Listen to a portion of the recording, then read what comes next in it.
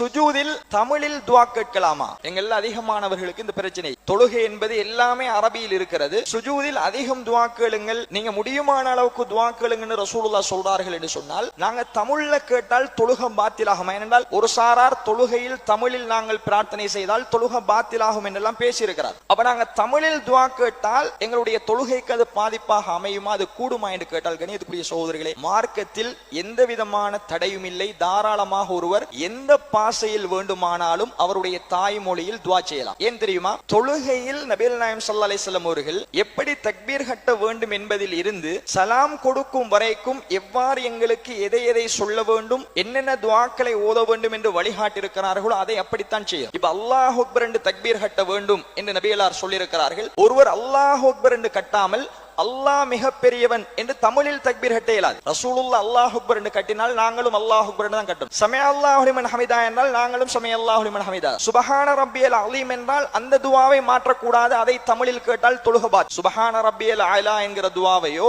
சுப்ஹான ரப்பியல் அலீம் என்கிற துஆவையோ, ரப்பனா வலக்கல் ஹம்த் என்கிற துஆவையோ தொழுகையில் நிலைகளில் ஓத வேண்டிய எல்லா துஆக்களையும் நபிகளார் எப்படி அரபியில் கற்று தந்தார்களோ அப்படித்தான் நாங்கள் ஓதணும். இந்த இடங்கள் இல்லாத துஆ கேட்பதற்கு அனுமதிக்கப்பட்ட இடங்கள், அதுதான் சுஜூதும் அத்தஹியாத். அதுல இஸ்லாம் எங்களுக்கு வரையறை தளரல. அல்லாஹ் என்ன சொல்கிறான், ரசூலுல்லாஹ் என்ன சொல்கிறார்கள், ஃபஜ்தஹிது ஃபித் துஆ.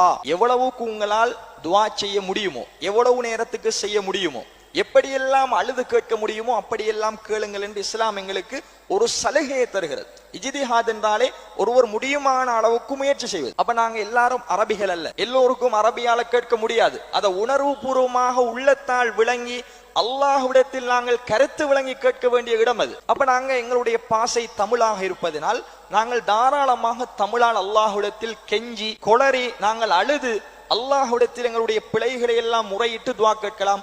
அதில் எந்த விதமான தடையும் மார்க்கத்திலே இல்லை. அதே மாதிரி அத்தஹியாத்துடைய செய்தியில நபிகள் நாயகம் ஸல்லல்லாஹு அலைஹி வஸல்லம் சொல்கிறார்கள், நீங்கள் அத்தஹியாத்தை ஓதி முடித்துவிட்டு சும்ம யதஹய்யரு மினல் மஸ்அலதி மா ஷா, ஒருவர் தனக்கு எதெல்லாம் தேவையோ அதை அல்லாஹ்விடத்தில் விரும்பிய மாதிரி கேட்கட்டும் என்று ரசூலுல்லாஹ் சொல்லி. அப்ப நாங்க விரும்பிய மாதிரி கேட்பதாக இருந்தால் எங்கட மொழியில தான் கேட்கலாம். அப்ப அதற்கு காலத்தையோ நேரத்தையோ இஸ்லாம் இவ்வளவுதான் கேட்கணும், இவ்வளவு நேரத்தோட சுருக்கி கொள்ளணும் என்கிற எந்த வரையறையும் சொல்லவில்லை. எனவே கண்ணியத்துக்குரிய சகோதரர்களே, தாராளமாக நாங்கள் சுஜூதில் அல்லாஹ்விடத்தில் தமிழில் பிரார்த்தனை செய்யலாம். அதே மாதிரி அத்தஹியாத்திலும் நாங்கள் தமிழில் பிரார்த்தனை செய்யலாம் என்பதை நாங்கள் புரிந்து கொள்ள வேண்டும்.